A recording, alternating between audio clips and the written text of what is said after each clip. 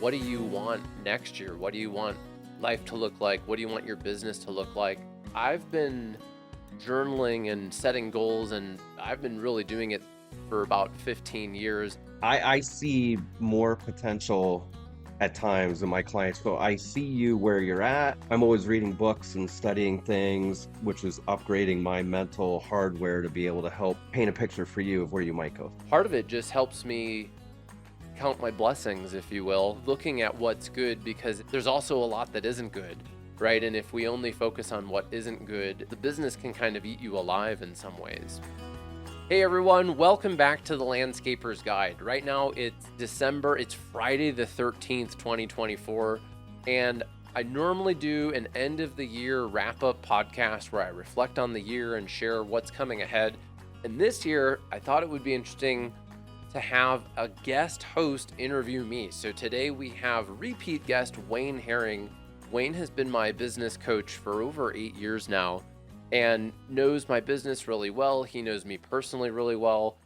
Wayne is a great conversationalist. He's really good at talking and interviewing people. So I just figured we'd invite Wayne to interview me about Ramblin Jackson and what's going on. So Wayne, welcome to the Landscaper's Guide, and thanks for being our guest host today. Pleasure to be with you. I always love your end of the year review podcast episode. So good to be part of it. Your end of the year review podcasts are second in terms of my favorites, only to the blooper ones, or perhaps the one time that you donned the Friday the 13th mask and were using power tools at Halloween. So yeah, this would be a great time. I'm looking forward to it. And okay, so I'll thank no pressure or anything. Wayne's a great conversationalist and asks good questions. I'll do my best. In preparing for this, I was thinking about your audience, of course, right? I mean, that's who you do this for. And so I was thinking, you said before we hit record that I could say a little bit about me and my work, and I'm gonna gloss over that mostly because again, it's in service to your fans, your listeners, your people. So what I wanted to ask you to start with is why do you do these end of the year reviews? You've been doing them for a long time, and I know everything's always in service. So could you let's just start there. Why do you do these? One of the reasons why I did this and why I wanted to bring you on the show to hear me do this is I find partly just I hope people listen to this and maybe go through a similar exercise of reflecting on the year and getting clear on what do you want next year? What do you want life to look like? What do you want your business to look like? Because I love helping people do that. That's a lot of what we do at Ramblin Jackson is help people figure out their goals, and I end up learning about people's family and how their family members are impacted by the work, or some of them work in the business. And I've been journaling and setting goals, and I've been really doing it for about 15 years, and I can't remember when I started this podcast version of it, but part of it just helps me count my blessings, if you will, in some ways of looking at what's good, because there's also a lot that isn't good, right? And if we only focus on what isn't good, the business can kind of eat you alive in some ways. But I just worked with our new leadership team on our end of the year video. I make one of these internally, sharing with the team, hey, what was good this year and what are the goals for next year? And I read through people's weekly plans and I look for wins and I remember and acknowledge and try to acknowledge things that were good. Nice. And so one of the things I jotted down was for everybody listening is, and you hit on this, is to hear it as though it is about you. Like there's a way of reading business books, which is to read it as though it were about you. Like I know you also like, as I do, some of the Pat Lencioni business fables where we read about a fictitious CEO. And if you can put yourself into that spot, then it might help you when you're working to lead your team or grow your business. And I was thinking that, yes, as people listen to this, perhaps they would want to go ahead and do something similar. And I also thought we're going to get into some of your personal wins and business wins, as well as maybe some tough stuff from the past year and goals. But I did think it might be helpful for people to understand what is it like to have what is it like to have a coach, or what is it like to have a committed listener in their world. And that's part of the magic of you and I being together for this end of the year wrap up. So you just talked about how for 15 years you've been doing goal setting, you've been writing your journal, and to share with your listeners the way that you and I have worked together, especially in the past, let's say 5 years. I would say we used to do some more training stuff, but twice a month we have a conversation. It's an intentional conversation. You show up, sometimes you send me something ahead of time that you've prepared, but you are in the frame of mind where you're going to have this growth conversation. And so we do that for about an hour. And as you said, I know you well. I've gotten to know you, your family, your business. But for those people listening, if you could, how does that work? How does that work for you to have that twice a month intentional conversation that helps you then grow and stay on track with the goals? Well, one of the things that it does is, and sometimes I do prepare things ahead of time, like sometimes we're figuring out role clarity, and that's something that you've helped coach me with, learning DISC personality assessments and driving forces. And we work with you through your license or however you get access to those reports. And so we've learned through coaching with you about how to hire, and it's informed our recruiting. So a lot of the times we talk about people stuff.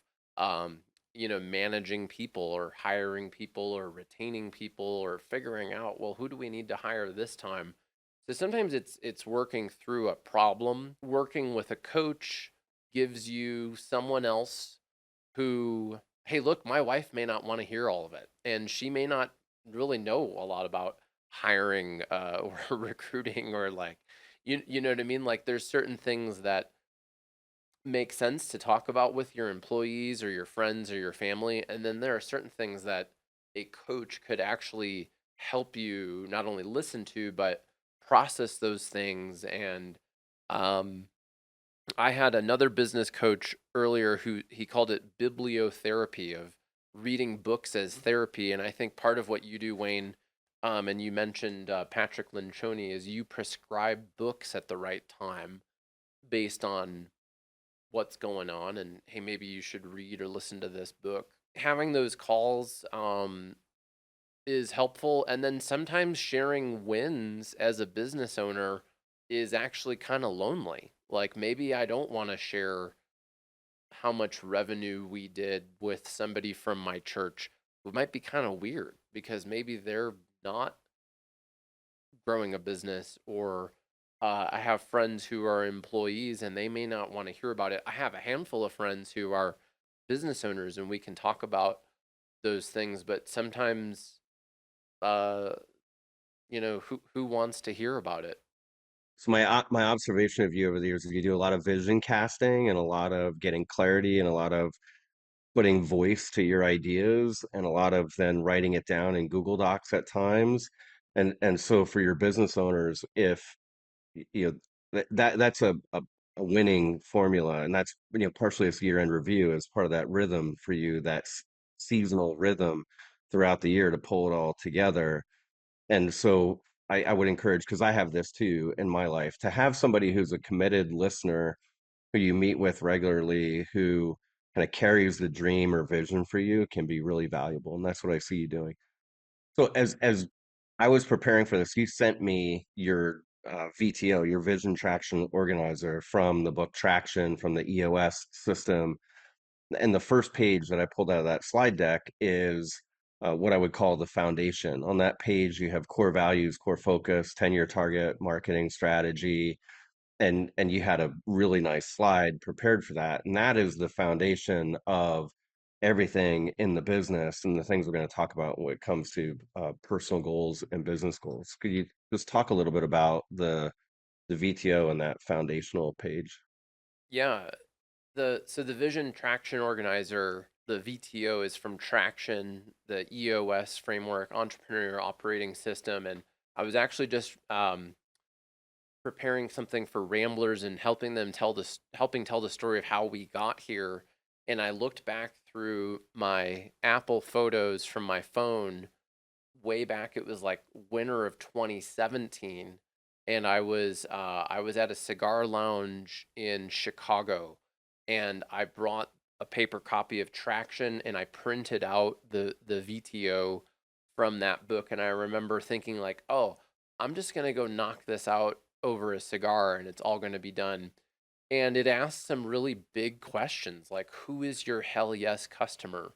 Well, I call it hell yes customer. I think it calls it ideal customer or whatever.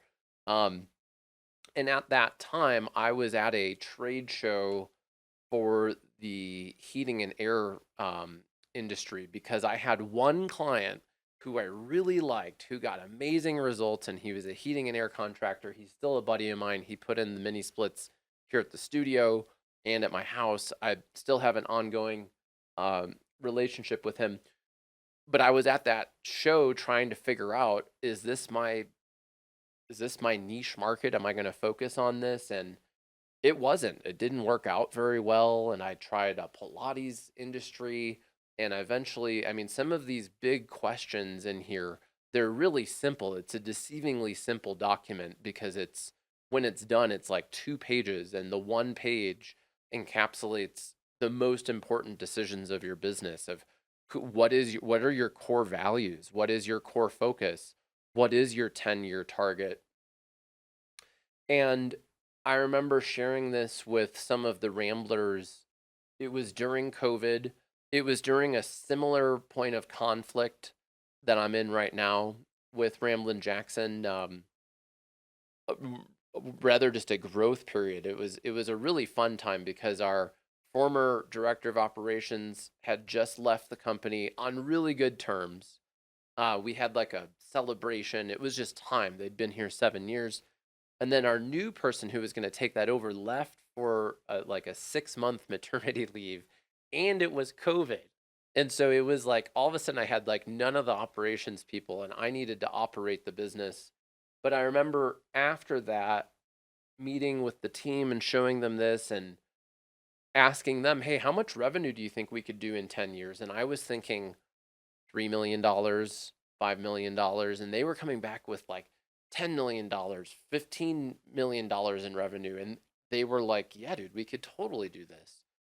So it's just been an interesting experience working on that document, and now I really use it as a filter for other big ideas that come to me or that other people on my team come to me with, like, "Hey, should we open a different agency for this vertical.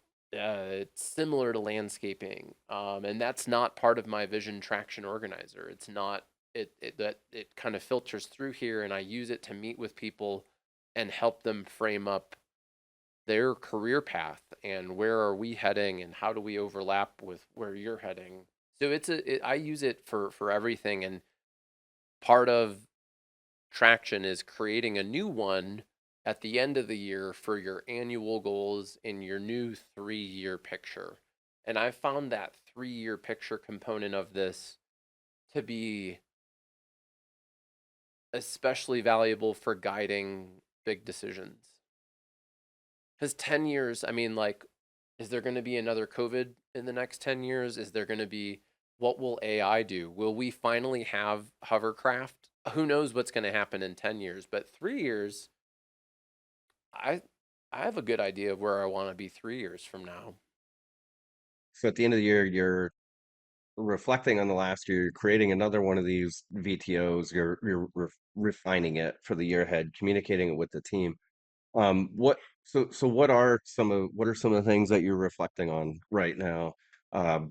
What are some of the wins over the past year, Jack? Well, one of them, we launched a record number of new websites this year. We launched over 30. and they all 100% of them met our gold standard, which means they were launched on time, they were in budget. We got a 8, 9, or a 10 net promoter score, and they met our internal quality standards. And there are numerous ramblers. It's really years in the making. We can look at the current people in their roles, and they are the reason why we reached it. And it was, years of work getting those processes and standards and things to that point. So that was a big win. We launched the leadership team. Just was that this Monday? I think it was. Yeah, it was this. No, it was Tuesday. So that was a big company win. We met our revenue goal, and we promoted Robert to our director of client strategy. We some of the other like client wins, like a big win for me was reviewing Jobber with a client recently, and they had never done this. They had never like looked at each lead in their CRM and realized that a lot of times they're not following up with them, and they're these leads, they're doing all this marketing with us to get leads, and then they are leaving it at, hey, well, send me your budget and some photos, and then the client never does, and they're not following up. So to me, that was a big win. That's where we're heading, is helping people get a little more into the weeds of their sales process. It's always been, we've helped people with these big milestones, but I see us getting a little further into it. Yeah, there have been a lot of wins in the business, and overall, really good year. So what I hear in that is at the end part there is the client focus. I mean, certainly when you talk about the websites you launch that meet the gold standard, that's client focus also.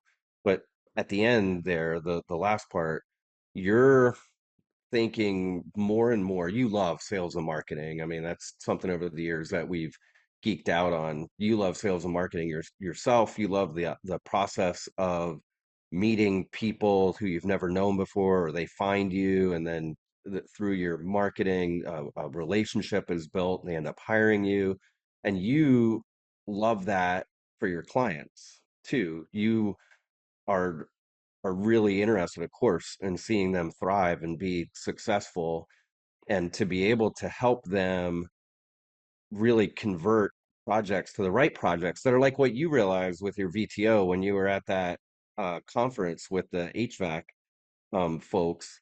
That was all nice, but you will really want to pass that on to your clients, don't you? Where you know that they are meeting hell yes customers and that they're actually being converted at the right price, which enables their business to thrive and their family and all those things. Yeah, absolutely. I really enjoy that, and it's kind of just evolved with how I've grown in what I want from Ramblin Jackson. Before I had kids, I was more just like, how do I survive next week? And I was helping people with their sales and marketing, and I was interested in the result for people. But once I started growing my family and I needed more money and I needed more time from my company, I started recognizing that in my clients, how much time they were spending. Yeah, like another big win. One of our clients was telling me that, and this was even before they launched their website, that they learned from us how to lead a sales meeting and how to be punctual, and that this has saved him over 5 hours a week of his life, that he's not wasting time with unqualified leads or having a disorganized sales process. And he said, I learned that that's one of your core values, is be on time and prepared to add value. So that has something to do with the website we're building him, but it was more of like getting into the, like, hey, how do you operate your business, and how does your website set up this experience for you? One of the big wins, Wayne, was we rebranded. Our third reason to buy is now beyond lead generation. We help you craft remarkable customer experiences for your qualified leads. So where I see us heading is further into the customer experience, and we're going to coach our clients on some of the things we do, like gifts, sending their own customers gifts and sending them videos. And Robert told me to bring this up because 3 years ago, Wayne, you're like, well, yeah, well, someday you're going to have a video that people watch before they meet with Robert, and they're going to buy from him, and you won't even be involved. And so we made, and we've had variations of this video for years, but we made a new one that people are like, there's still a lot of work to be done, and Robert's doing an amazing job, but he's like, wow, it made that meeting so much easier for me. So that was a reflection partly on coaching, because I think sometimes coaches will say things to you that you're like, that doesn't make sense, or that idea. I guess it might take 3 years for that one idea to come to fruition. But do you remember telling me that that would happen? I do. Oh, I totally do. I totally I remember saying that to you. And yes, I do think that is one of the roles that I get to play is to I see more potential at times in my clients where I see more for them than they're able to see at the moment. It's constantly playing in the future with where they might go. So I see you where you're at, and then I'm always reading books and studying things, which is upgrading my mental hardware to be able to help um, paint a picture for you of where you might go. So yeah, I do remember that. And I think that's what you do for landscapers too. And I think now that is what Robert does too. It's not everybody will want every piece of the vision that you might have or what you see as possible, but some will, and some will want parts of it, and you're creating possibility for them. And that's as you've grown your company, and as Robert, not only have you grown the company in terms of the number of people or the resources available, but the team members have grown too, and now they're able to help your clients realize those types of vision too, right? Absolutely. Yeah, and I was just thinking the other reason I wanted you to do this podcast was partly for our other client-facing ramblers who manage and coach clients. Maybe they're not a business coach per se, but I think there's a coaching element to what we do with our clients. Yeah, and your people on your team have the advantage of having team members and other um, kind of models as they speak to these different landscapers, they can be observing and bringing back the good stuff that then can be shared with others. Yeah, I think that the journey from where you started, as you said, where you were just trying to survive and you're just trying to do your business, to where now you have this. I was with you all at the a convention in Pittsburgh that you did want to be at for SIMA, and you had nachos and networking, and I was in the basement of this taco restaurant with all of you, and I got to meet some of your clients, and it was uh, amazing to me to hear their stories and to see how much they all really share many of the same values that you have. It's just a good group of people that you've gathered up that you're serving. I agree. We have the best clients. And every time I go to those shows, there's kind of like a love hate thing. I'm like, oh, I'm going to be on the road for X number of days. But every time I get there, I'm inspired and refreshed by being with snow and landscape people are just, they're great. And that nachos and networking thing was incredible. And what was great was there was nothing else really going on. And then somehow our event was like magically perfectly timed, and we had like 20 or 30 really cool people that I was then able to introduce to each other, and that was a really great experience.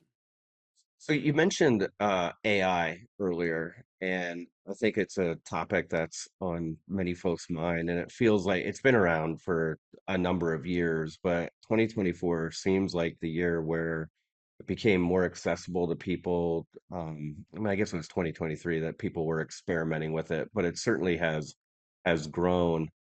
Can you talk a bit about how you've implemented and used these tools and what you see in the year ahead? Yeah, absolutely. 2024, it seemed like AI just exploded in as far as its adoption and accessibility to people. ChatGPT. I think one of the challenges with AI is simply deciding which tool you're going to use.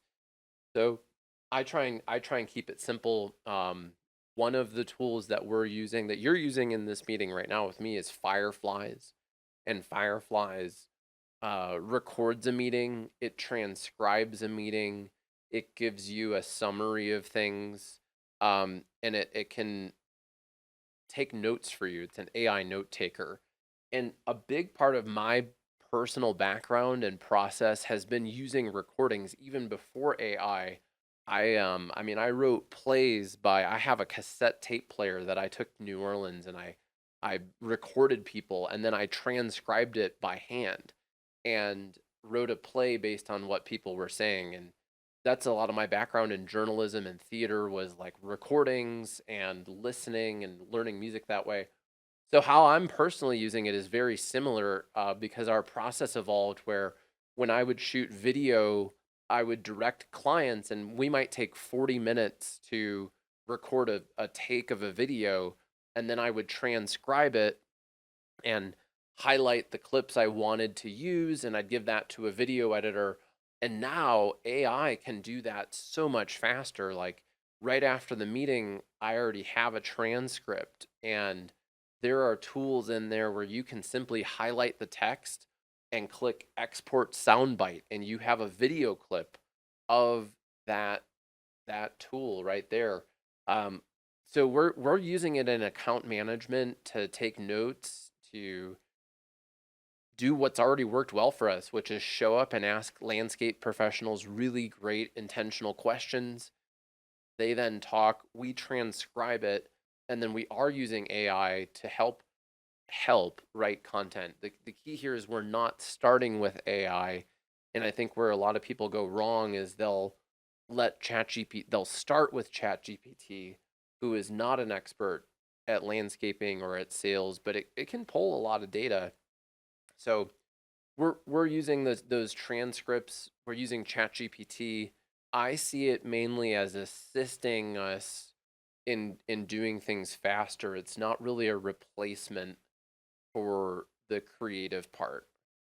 So one of the things I heard you say earlier was when I asked you about wins for the year, and you started running down through different milestones. You mentioned you called it a period of conflict, were the words that you used, and you were talking about your company and growth and where you're at. So and then you started by saying that, and then you switched to the word period of growth.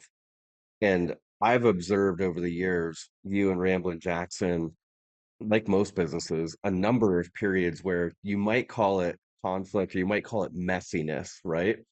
You might call it change, and then you switch to the word growth because that's what happens. And I know that that is tied into some of the service offerings and how you're now able to move into a model where, like you said, the third of the reasons to buy has more to do with getting into it with the client more.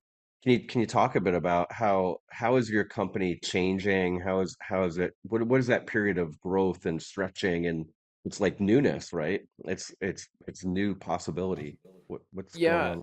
Well, it's we're heading into our 16th year of business, and the first 3 to 5 were me as a solo entrepreneur doing SEO and social media. I remember teaching people like how to use the internet. Believe it or not, like I mean, like I did a lot of.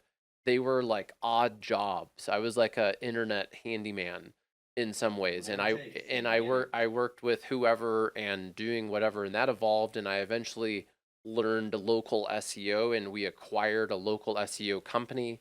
And in that process, I started reading the E Myth Revisited and later Traction, and we became a very systems driven company focused on SEO and websites. And that over time evolved because I was generating leads for people, and I just I became very good at sales and interested in sales process and I've read dozens of books on the topic, and I started helping build sales and direct response principles into the work we did for clients. But for many years we were very much an SEO company. We had an SEO process, but in the last few years in particular, we have grown into a sales and marketing company that includes websites and includes SEO, but it's way more about customer experience and direct response sales. And a big part of direct response is follow up and having landing pages and videos and lead qualification. So we're growing and we're continually pulling in more of the strategies that I've used to grow Ramblin Jackson, like email marketing and social media and video and sales process, and it's working for clients. And the reason why in some ways it's creating some conflict is that uh how we do things is changing very much from we're doing this deliverable of a web page for you. We're still doing the deliverable of a web page for you, but there's a higher level of comprehension and follow up and like, well, who's reading this web page? And then literally looking in the CRM at Mrs. Smith or Laura. I met with a client and she has a potential client named Laura who has not received any follow up in 4 weeks. And so I'm like, hey, why don't you call Laura? Why don't you text her and email Laura? So we're moving into like serving Laura and helping Laura having a great experience. Whereas 5 or 6 years ago, it was about ranking on Google, generating a number of leads. And we still need to rank on Google and we still need to generate a number of leads. But where I see us heading is a way more qualitative customer experience. Some people call it sales enablement. Sounds like marketing jargon, but it's essentially enabling the salespeople or often the landscape company owner to sell at a better level. Most landscape companies, unfortunately, the bar is really low. They don't get back to people on time. They have a really exciting design meeting, and then 2 or 3 weeks go by, and you haven't heard from them. And so I wanna change that. I want my clients to be on time and punctual and send the right combination of automated messages, but also the right timed like personal emails, personal phone calls, and help make that really easy for them. I love the way that you started the answer to that question by going back to the first several years and how you did whatever it took to be able to generate some income and serve people in the ways that you knew how to serve them at that time. And your journey as a business owner and as a creator is to the benefit of those the clients that are now, as you said, the greatest clients for you in the world. And so the way I see you now is you've built this body of clients, and they're out there doing good work in the world, doing their landscaping. And as they've continued to grow, and and you continue to grow, and you continue to learn, and you don't have to be everything, and you don't have to be in the weeds. And sometimes I'm sure clients wish that they could just call you and you could come teach them how to use the internet or use chat GPT or whatever it is in today's world. But you have this team of other professionals that are able to help with some of those things, and it gives you the time to go out and look and think about the bigger patterns at play, and systems, and how to create a system like a combo of automation and humanity reaching out to their prospective customers. And I I admire how you're willing to get into the messiness of modifying your systems and your work product in a way that will help your landscapers to maximize resources and thrive. So it's not easy. You and the other ramblers are in an intellectual type of a business, and you're in a type of work that continues to grow, change, and evolve because the world is growing, changing, and evolving rapidly in the digital world. So slowing down and being willing to get into that messiness is going to continue to serve your people. Thank you. And it is messy. So it's I shared with the team this week that it's hey, it's like we're at a construction site for a landscaper. It's going to be ripped up for a little while. Um and it's not that I want it to be, but I think that that's just how it is when you're building a business. And what we did was a very consistent thing, and it is consistent, but we are changing, and some of that change creates conflict. There's change in how we're doing it. Yet we are using AI, and that decision doesn't sit well with everyone. And part of what I need to do is be okay with that. I still need to make a decision. I don't want to ruffle feathers unnecessarily, but that's the I think part of the part of the deal in leading a company.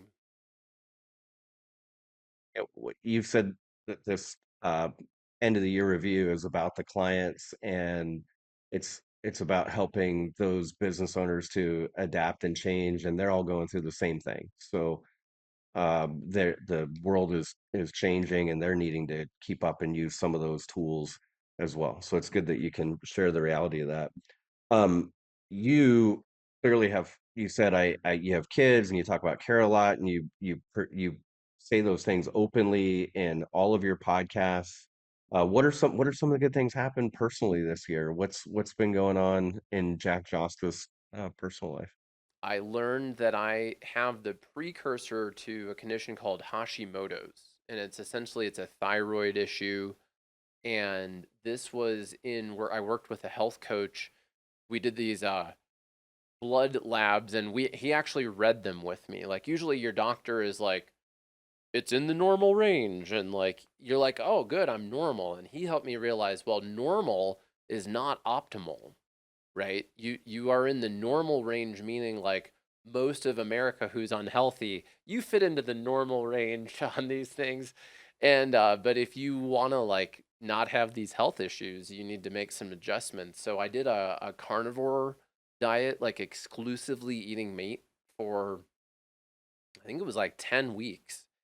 And it was really difficult. It was just really hard, but in the process I healed my gut, and I'm now able to choose other foods that don't bother my gut, and I just feel amazing. So that was a big win, and um I'm really grateful that I had that and that I learned about this. It's it's an ongoing journey, figuring out what foods to eat and what things irritate me. And man, there's so much information out there, but what I did at least seemed to work at the time, and set me on a track to having a better diet. And I realized through that how important, how impactful that is on mental health and just how I feel. And I used to like get tired in the middle of the day or have energy slumps, and now I don't eat foods that I don't have that experience anymore. So that was a personal win. Another personal win was I uh, joined the worship team at my church playing mandolin, and that was a win on many fronts because man, it's been hard to find people to play music with who are at a similar skill level, who are also sober. I've been sober for 8 years, and I hang out with people who drink beer and whatever.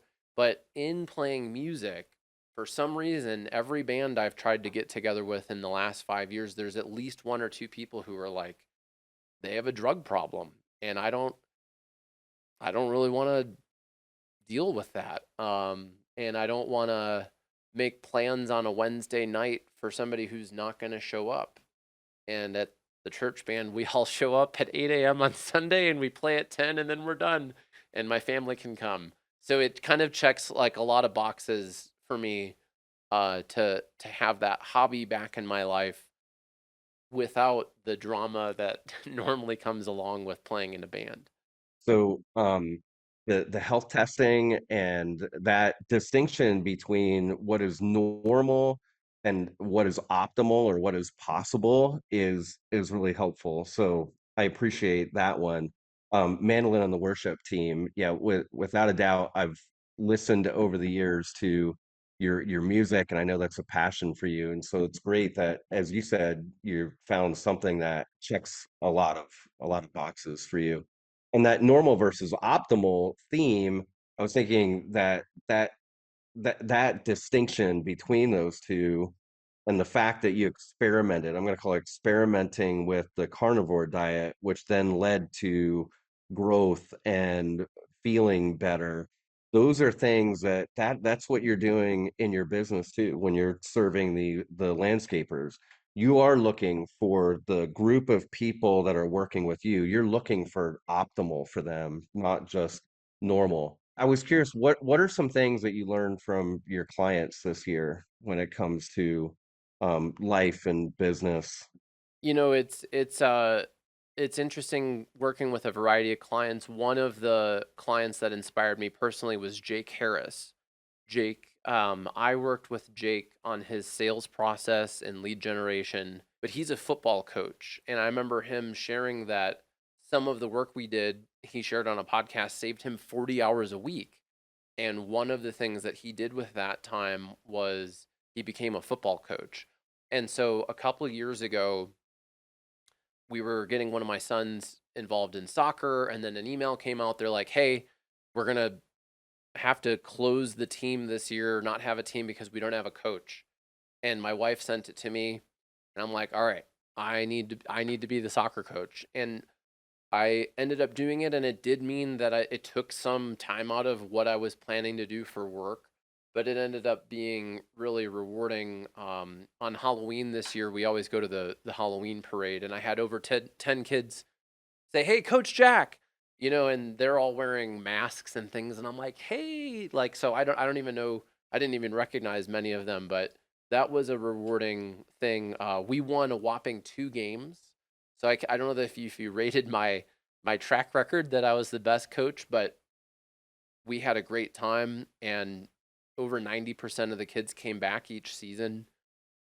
So that was a win, but on the other side, I've seen some clients who maybe aren't making those time changes or the health changes or are really struggling. And so that was part of why I wanted to share that story about actually getting my blood labs done. One, getting them done, and then two, actually looking at them with someone because um, you know, in the first 8 years of my business, I was really unhealthy. I ate really bad food and I worked all the time. And I, I see some people doing that. And I think people, you can get stuck in the mindset, oh, I'm doing this for my family and oh, I have to do this. And I do think that running a business takes above and beyond time, energy, and there are phases where you do need to do that, but it can't be the norm, and it's not something that you can sustain over time if you want to actually live. Right, and thrive. So what are some things you're looking forward to in the year ahead? Well, one of the things that I'm looking forward to in the year ahead is I'm writing a new book. I'm writing the second edition of the Tree of Good Fortune, focused on direct response sales and marketing. So I'm taking a lot of sales process. I'm writing a chapter on sales management and um, uh, email marketing and how to do personal emails, how to do automated emails. And this coincides with a new service that we're rolling out called Lead Wrangler, where we're going to build a CRM for our clients and help them. One, I mean, it was born partly out of wanting to report back to clients, hey, what was the marketing source of this lead? And then taking a step further, did this lead close? And how much money did they invest? And what was your ROI on your marketing? And to do that, we need to get into the weeds and we need the client to participate at a higher level. So we're rebranding our Wild Frontier plan, and it's going to have a higher level of really partnership with our clients focused on sales and marketing and getting into the weeds a bit of like, tell me about Laura and how are we going to follow up with Laura to close this sale. So that those are some of the big things that I'm really excited about. And then personally, I'm planning to run a 10K and not get injured this year. Last 4th of July, I decided to run a 10K in hiking boots. Super dumb idea. I was out of town and I was like, I saw this 4K. I'm like, yeah, I'm gonna do that. I've sprinted in these boots that I have, and man, did I injured myself. So the plan, I got some proper running shoes this year, and I'm gonna run the whole time. That's my plan this year. Nice. Well, getting something on the calendar like that and having it scheduled certainly leads to success. Absolutely. Well, Wayne, thanks so much for being a guest host today. For folks who are curious about working with a coach or having a conversation, tell us about Business Builder Camp and how you work with people. Business Builder Camp is a collection of business owners, which we call business builders, and we gather together around the campfire. And we do that both live and in person at our retreats, and we do that virtually through our virtual campfire. So, any of your listeners are always welcome to come sit around the fire with us. Just a couple days ago, we had an author who wrote a book called Lead from the Middle. His name's Michael Bowman. And Michael came and shared his experience, but those talks are always made better by the business owners who are in the trenches day to day and how they ask questions that are really informed. So I'd love to have your listeners at our campfires. And then in May, we are going to have Rendezvous. And Rendezvous is a live gathering here in Schuylkill County of business owners, and we'll be doing our business builder process that I run through when we do retreats with our mastermind groups. And I'll gladly share a link. It's businessbuildercamp.com, and love to have a conversation with anybody who's interested in those things. Wayne is also a hunter. So Wayne and I are both hunters. And just today I got a really nice doe photo. I'm mentioning this in part.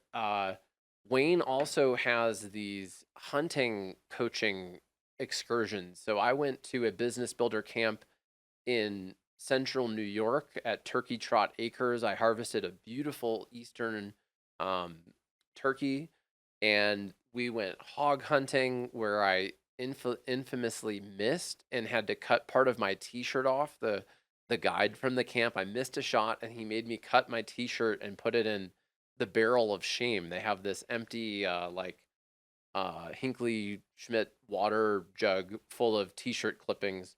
So for those of you listening who are into outdoor stuff, so Wayne is too, and there's an element of adventure to the business builder camp. So check it out in our show notes. Thanks for mentioning that. And just like, one of the things I love about working with you, Jack, and I'm really grateful to do this end of the year wrap up with you, is that I love my clients. I believe that business owners make the world a better place. They make their communities a better place. They are the ones that go to the county fair and buy the kids fair animals, and they're the ones who don't say no when people ask for donations. You're creating the local economy, not to mention that your people creating lovely landscapes in a way that I am not able to. And I love how you are going deeper now to serve them more fully, and it is a joy to talk with you about hunting and all those things. Uh, and you get to do that with your clients sometimes too, those little adventures. So yeah. I do, yeah, and we're gonna take a page out of the Wayne Herring book at some point and plan some sort of hunting excursion. Robert's really pushing me to do it. I think big game hunting would be too much logistics between the tags and the points. I have It, something for you. you got something? I'll have some. I'll mention it. Okay. Well, We'll talk about it stay later. tuned. We'll keep it a Yeah. secret to your We listeners, but I will, have something yeah, for you. Yep. right. We will tell you more about that in the next episode at some point of the Landscaper's Guide podcast. All right, everyone. So check out Wayne's links in the show notes. My name's Jack Jostes. You've been listening to the Landscaper's Guide podcast. And if you enjoyed this, make sure you leave us a 5-star rating wherever you're listening to it and subscribe at landscapersguide.com/podcast so you never miss an episode. Get on our email list. We will send you invitations to cool events. And sometimes Wayne Herring is at them, like he was when he came to the Cyma Symposium. So stay tuned, and thanks again, Wayne. You bet. Go get them. Thanks so much for checking out today's podcast. If you enjoyed it, make sure you like this video and subscribe to our YouTube channel, where we share weekly sales, leadership, and marketing inspiration to grow your snow and landscape company. I'm Jack Jostes, and I'll see you in the next video.